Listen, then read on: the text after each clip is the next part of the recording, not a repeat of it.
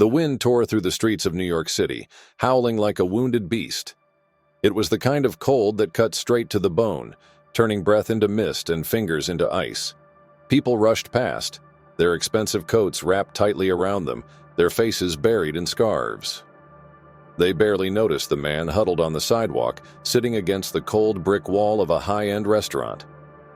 James Anderson, once a proud Marine, now a forgotten veteran, clutched his thin coat tighter around his shivering body. It was useless. The fabric was old, frayed at the edges, barely offering any warmth against the bitter winter night. His hands, rough and cracked, trembled as he reached for a crumpled dollar bill that had fallen onto the ground beside him. His fingers barely had the strength to close around it. He felt the familiar pang of shame wash over him. Once he had walked these streets in uniform, standing tall, a symbol of strength and service.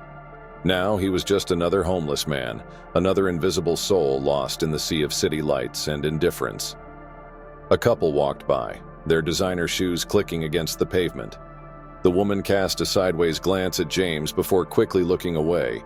The man pulled her closer as if his mere presence near a homeless person was a danger. James felt the sting of their unspoken judgment, the silent verdict that he was nothing, that he had failed. His stomach growled. He had not eaten since the previous morning. The few coins in his pocket were barely enough for a cup of cheap coffee. The hunger was a dull ache now, something he had learned to live with. Then the black SUV pulled up.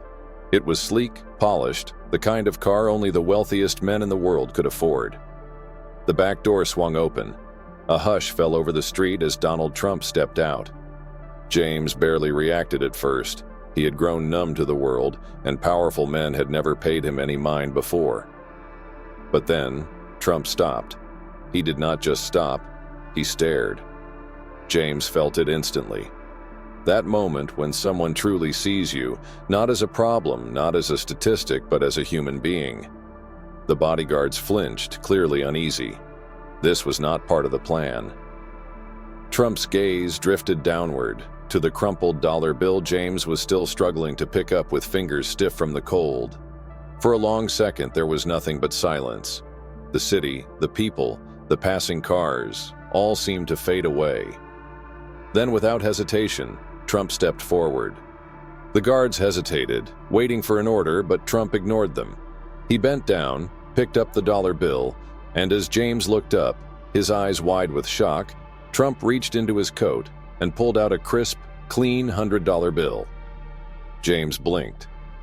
He had been ignored for so long that his mind struggled to process what was happening. Trump handed him the bill. No cameras, no reporters, no staged publicity stunt. "Here," Trump said, his voice steady. James hesitated, his fingers frozen, not from the cold this time, but from disbelief.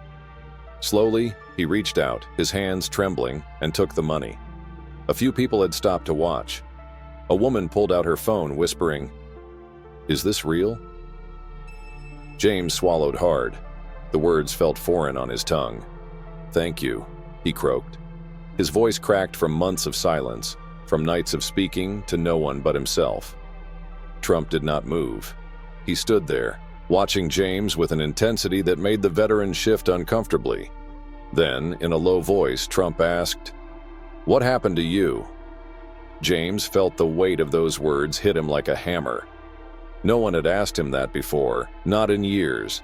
People threw coins at him, muttered about veterans being forgotten, but no one had ever cared enough to ask. James swallowed hard, staring down at the $100 bill in his hand. His vision blurred as tears welled up in his eyes. He wanted to speak, but how do you explain a lifetime of loss in a single moment? How do you explain that one day you were a hero, and the next you were a nobody? Trump did not move. He waited. He was listening. James opened his mouth, his voice trembling. "I served in the Marines," he said, his breath coming out in misty clouds. 15 years. His throat tightened. "I fought for this country. His words caught in his throat. Trump did not interrupt.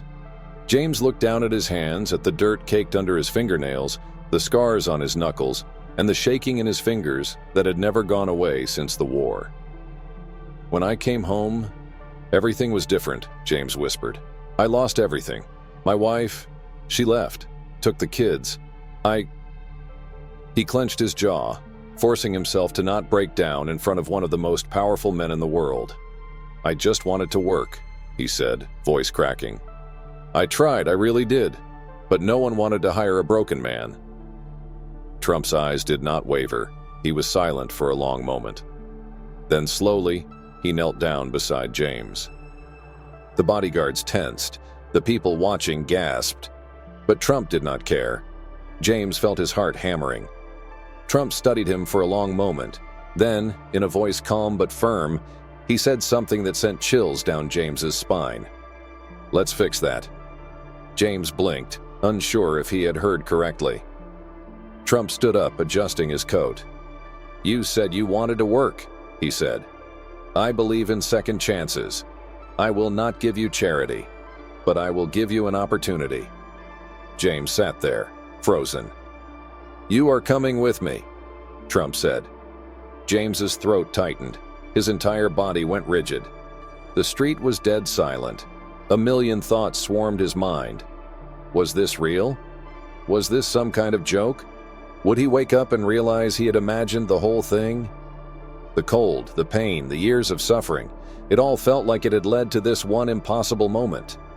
The door of the SUV swung open. A warm glow from inside poured out onto the frozen sidewalk. James looked at the door, then at Trump. For the first time in years, hope flickered in his chest. Then slowly, he stood up. The world outside the SUV felt like a different reality. James sat in the plush leather seat, his hands resting awkwardly on his lap, as if afraid to touch anything. The warmth inside was almost unfamiliar, like a distant memory from a life he'd barely remembered. He still felt the cold on his skin, the roughness of his old coat pressing against his arms. The contrast between his tattered clothes and the luxurious car was almost painful. He had not been inside a car like this in years, not since everything fell apart. Trump sat beside him, silent, watching. The SUV glided through the streets, the city lights flashing through the tinted windows, but James barely saw them. He could feel Trump's eyes on him, waiting. Not demanding, not pressuring, just waiting. The question from earlier still echoed in James's head. What happened to you? No one had ever asked him that before, not in a way that mattered.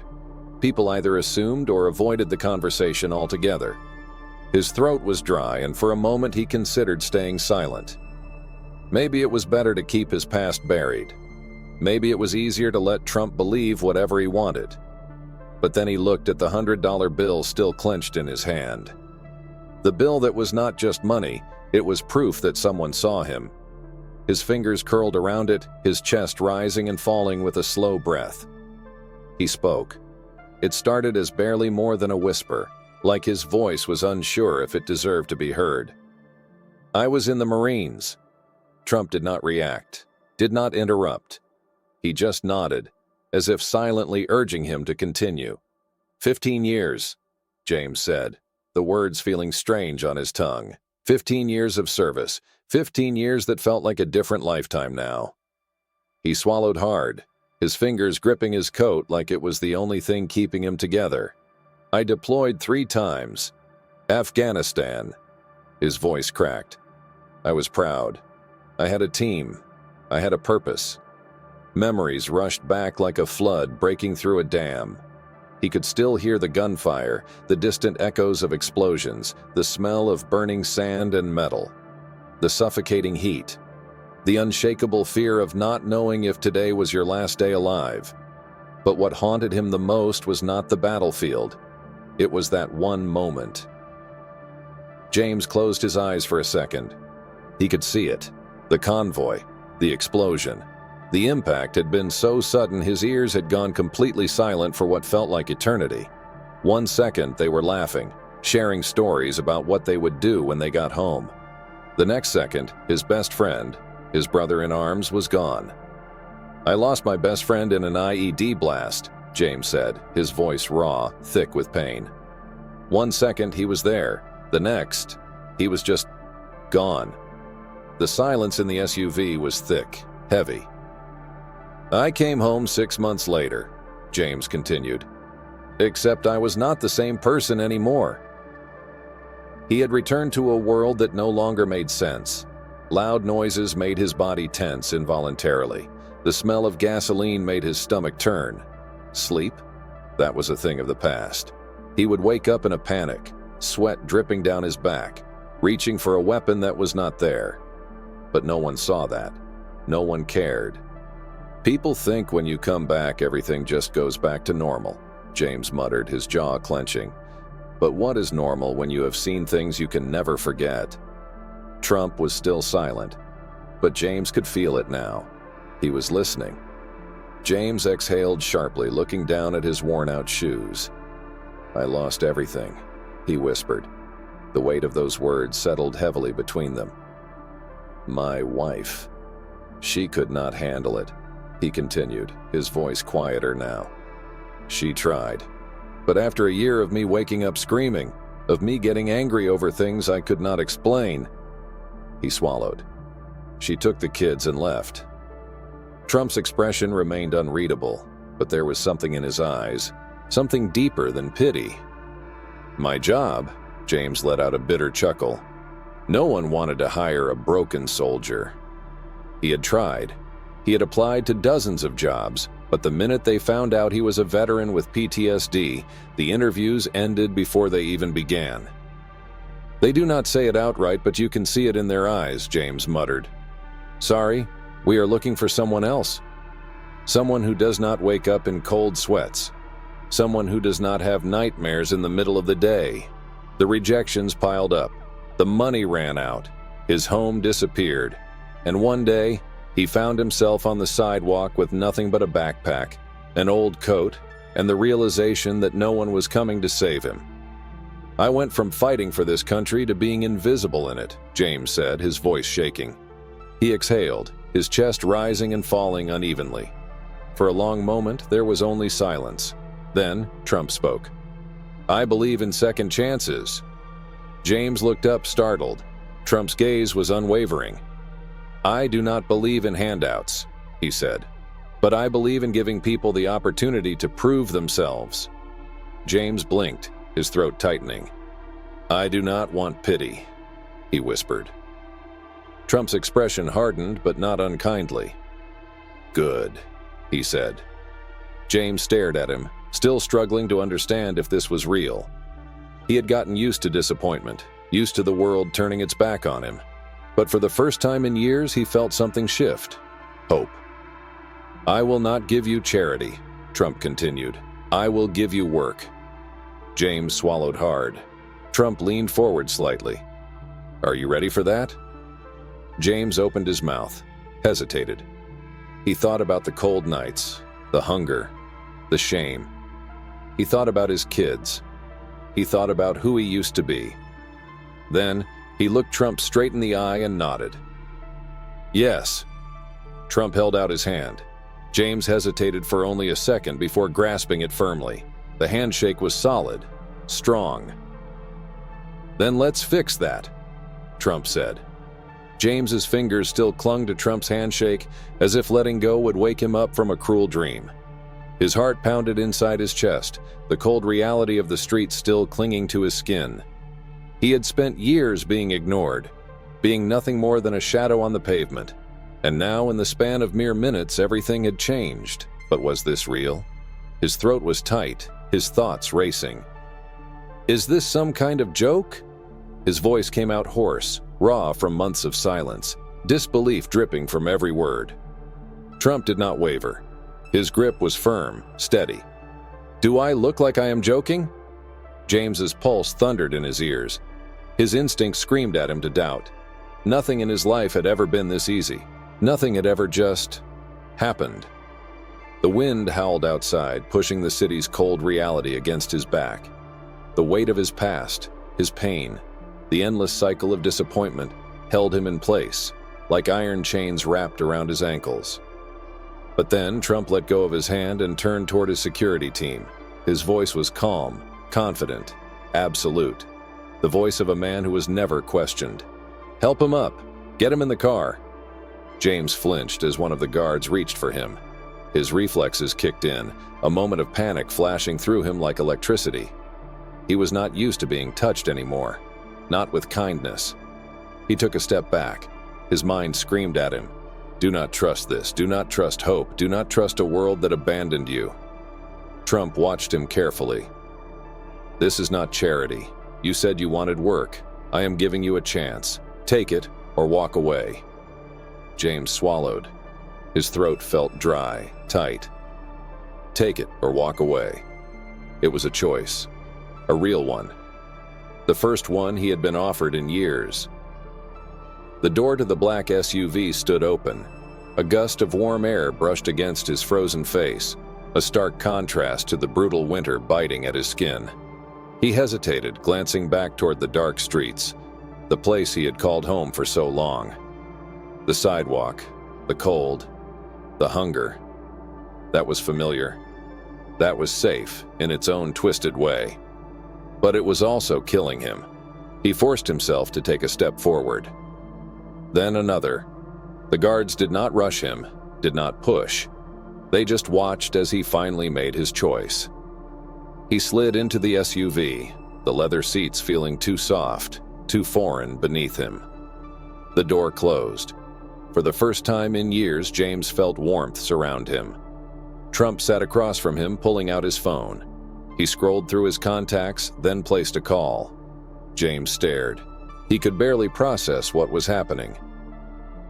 "Find me an open position," Trump said into the phone. His tone was casual, but there was no room for debate. "Security, maintenance, whatever fits. I want him working by tomorrow." James's chest tightened. Tomorrow? He stared at the man across from him, a man he had seen on TV, in newspapers, a man so far removed from his world that they might as well have existed on different planets.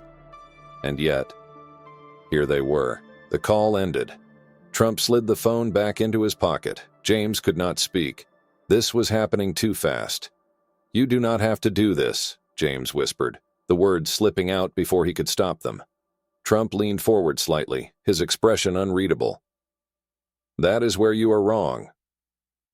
James did not understand. Trump sighed, his voice lowering just slightly. "You gave your life for this country," he said. "You came back, and no one gave a damn. That is not how it should be. I cannot fix everything, but I can fix this." James felt something in his chest crack. He looked down at his trembling hands. The scars, the calluses, the years of hardship etched into his skin. Was this real? Could he trust it? The SUV pulled to a slow stop. James's pulse hammered as he glanced outside. His breath caught in his throat. Trump Tower. He had seen it 1,000 times, but always from a distance, from the sidewalk, from the outside. Now, he was here. The door opened and the rush of warm air from inside the building washed over him like a shock to the system. James hesitated. Trump stepped out first, then looked back at him. "Come on." James's legs felt stiff, unsteady, like he had forgotten how to walk into a place like this.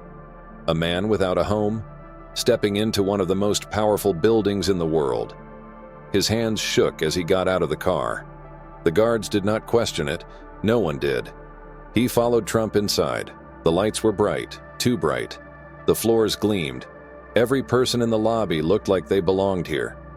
James felt the weight of his ragged clothes, his unshaven face, the years of struggle clinging to his skin like a mark of shame. They stepped into an elevator, the soft hum filling the silence. James's stomach churned. The doors opened. A room. Not just any room. A suite. Larger than any place he had ever called home. A bed, a shower, a mirror.